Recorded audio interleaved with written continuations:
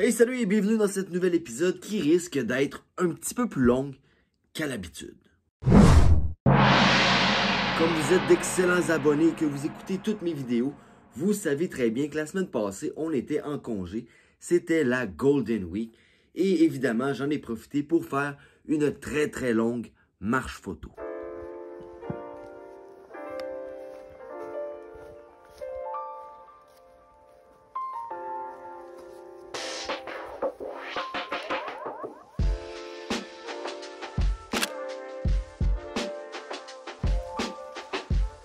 Alors comme vous venez de voir, j'ai commencé ça bien smooth avec des fleurs puis une brouette directement en face de ma maison. Écoutez, la photographie c'est comme faire du sport, c'est important de se réchauffer avant une longue session.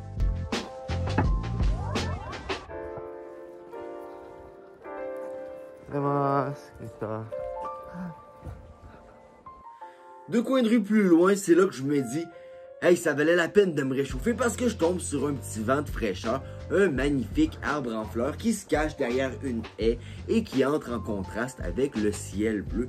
Bref, le genre de photo auquel personne s'intéressait avant qu'on tombe dans l'ère du COVID. Parce que oui, évidemment, maintenant, les rues sont vides et il n'y a plus beaucoup d'action. Donc, c'est une photo très minimaliste que j'aime quand même beaucoup malgré tout et qui est aussi publiée sur mon compte Instagram. Et si vous ne me suivez pas déjà sur Instagram, eh bien, c'est le temps de le faire.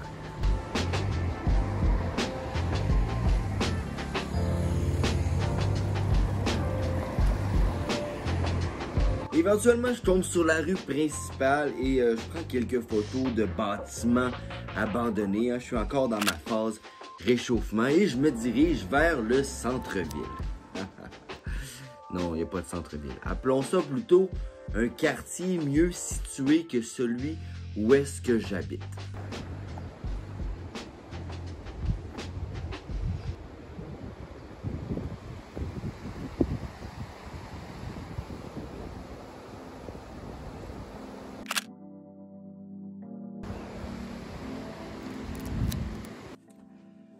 Ce que je m'apprête à vous dire, c'est peut-être un petit peu biaisé parce que ma couleur préférée, c'est le vert. Mais au Japon, pendant le printemps, les verts sont plus verts qu'ailleurs. Et la photo que vous venez de voir, eh bien, elle rend pas bien hommage à ce que j'essaie de vous expliquer. Mais restez là parce qu'un petit peu plus loin, je me déplace plus bas et je prends une autre photo de la même section de montagne. Et vous allez voir, les verts sont verts en salle.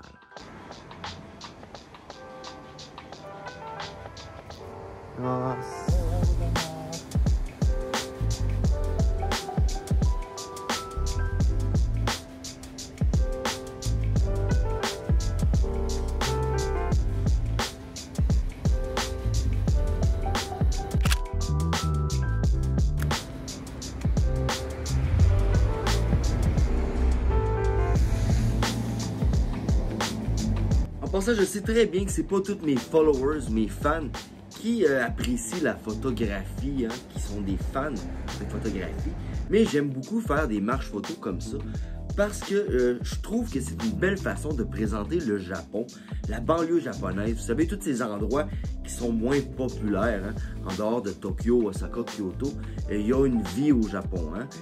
Donc, je me sens un petit peu comme la fenêtre sur ce Japon-là et je pense que c'est important de pouvoir offrir aux gens qui sont pris à la maison et qui ne peuvent pas voyager un peu un point de vue de ce Japon-là. Maintenant, voici la photo avec les verres.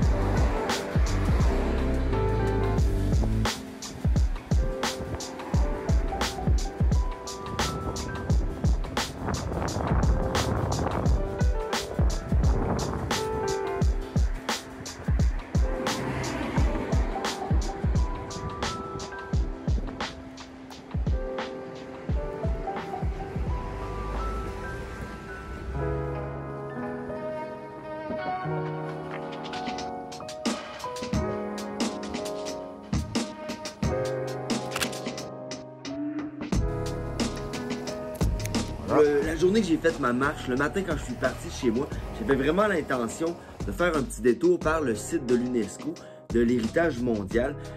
Par contre, finalement, j'ai passé tout droit. Donc la photo que vous venez de voir, elle a été prise sur le site. J'ai vraiment juste fait une petite entrée pour prendre une photo. Et puisque j'ai fait cette photo-là dans les 3-4 minutes, une fois que je suis rentré sur le site, j'ai décidé de partir et de continuer ma marche parce qu'il me restait beaucoup de distance à faire avant d'atteindre mon objectif.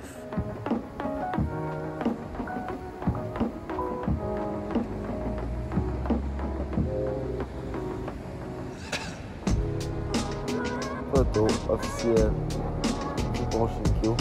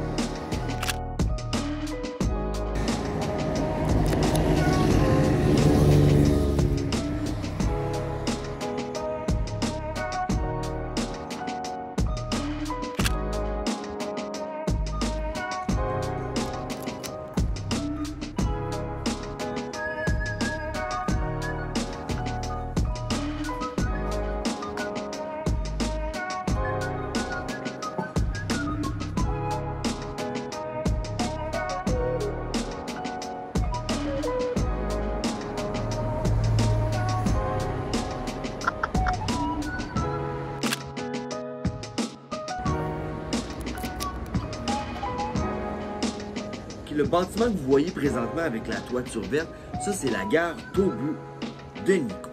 Nikko, il y a deux stations de train parce qu'il y a deux compagnies différentes qui desservent l'accès à la ville. Je viens d'en nommer une, Tobu, l'autre c'est JR.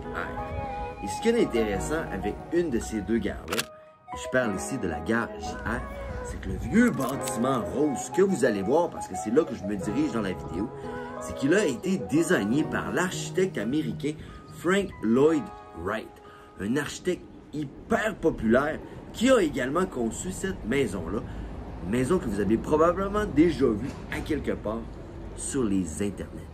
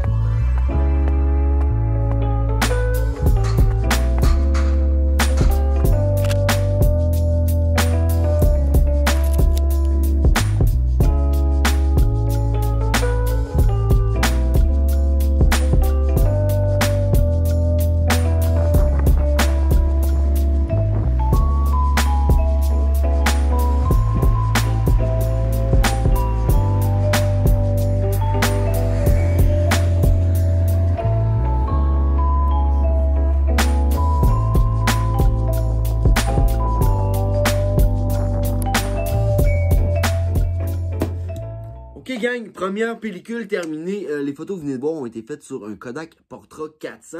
Et la pellicule que j'ai insérée dans mon Leica pour le reste de la marche photo, c'est une Ultramax 400 de Kodak. Et tant qu'à parler un petit peu de matériel, j'aimerais ça glisser un mot sur ma strap de caméra. Parce que vous venez voir ma caméra comme ça pendre d'une jolie strap en cuir. Gang, ça faisait hyper longtemps que je magasinais pour une strap en cuir comme ça. J'ai cherché partout, Amazon, les boutiques privées aux États-Unis, partout. Et ça, là, je l'ai trouvé au Canada, au Québec. C'est un fabricant qui s'appelle Fab. Un photographe qui travaille le cuir, qui fait des straps de caméra, mais aussi des portefeuilles et d'autres accessoires faits à la base de cuir. Et bon, quand j'ai vu les produits, tout ça, je suis allé voir le site internet et j'ai envoyé un courriel. J'ai dit « Hey, yo, est-ce que tu ships au Japon? » Il me dit « Pas de problème, ça a été livré en quelque chose comme 10 jours. » Service impeccable. Prix hyper abordable, qualité géniale. Regardez le cuir, comment il est souple. La strap, elle est pratiquement neuve encore. Je suis vraiment, vraiment satisfait de cette strap-là. Je vais mettre un lien dans la description plus bas. Et en passant, la vidéo n'est pas commanditée par Fab du tout. Je veux juste lui faire un high five parce que je suis vraiment satisfait de sa strap. Continuons la marche.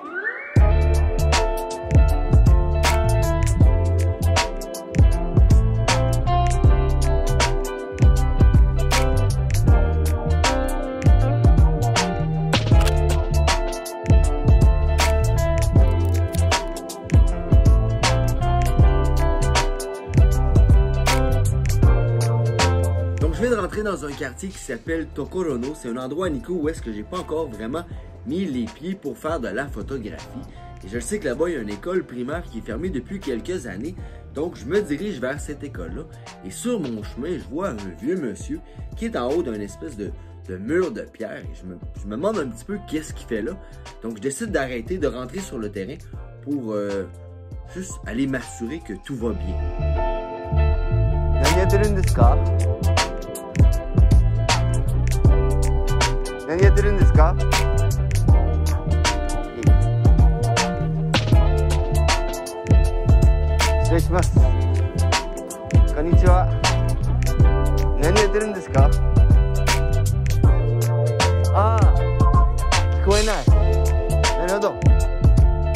Alors finalement, après avoir réussi à avoir une conversation avec le monsieur, il m'a expliqué qu'il habitait juste à côté et qu'il était allé prendre une marche pour cueillir une sorte de plante quelconque. Et du haut du mur, il y a un chemin avec des escaliers qui lui donnent accès à son domicile. Et puisque moi, je suis rentré directement par le terrain voisin, il est descendu par le mur de roche. Donc, par ma faute, ce fut un petit peu dangereux pour le monsieur.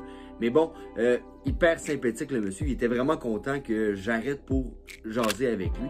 Et il m'a également permis de faire une photo de lui, un portrait.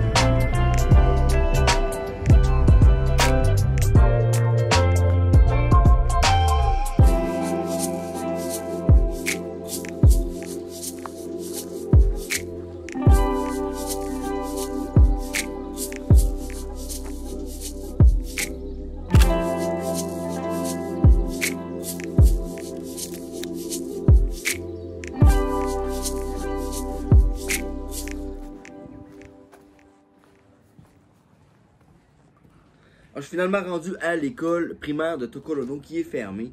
Au Japon, des écoles qui ferment, il y en a beaucoup, si ce n'est pas des centaines à chaque année. C'est un des problèmes avec le vieillissement de la population. Donc ça, c'est une des choses que le pays a à gérer à chaque année. Ce qui est à la mode présentement, c'est souvent, dépendamment de la location des écoles évidemment, c'est qu'il y a des entrepreneurs qui vont transformer ces écoles-là en hôtels ou en marché public. J'ai eu la chance justement d'aller coucher dans un hôtel comme ça dans la préfecture de Chiba pendant le congé du printemps. Et dans le cas de cette école-là, je pense pas qu'il y a du monde qui viendrait coucher là parce qu'à Tokorono, il n'y a pas grand-chose. Donc j'ai fait une petite tournée de l'école, j'ai pris quelques photos. Et la suite de ma marche photo, eh bien malheureusement, j'ai manqué de batterie dans mon téléphone. Donc ce que je vais vous présenter, c'est une suite d'images. Dans le fond, les images que j'ai prises jusqu'à ma destination finale parce qu'il me restait 4 km à marcher avant de pouvoir retourner à la maison en voiture.